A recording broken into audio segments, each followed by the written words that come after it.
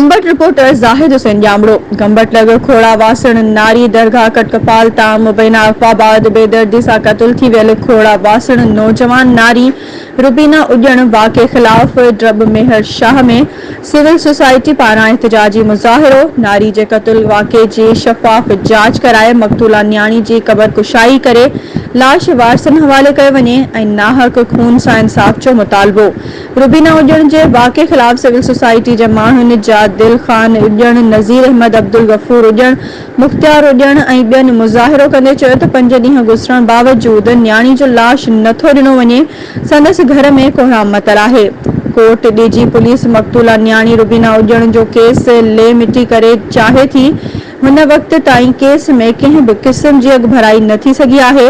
वाक़े जी शफ़ाफ़ जांच लाइ ईमानदार पुलिस ऑफिसरनि ते मुश्तमिल कमेटी क़ाइमु कई वञे। असां एसएसपी खैरपुर, डीआईजी सखर ऐं ॿियनि वसवारनि खे अपील था करियूं त दरगाह कटकपाल जे फ़क़ीरनि खे जांच में शामिल में कयो वञे ऐं असां सां इंसाफ़ कयो वञे।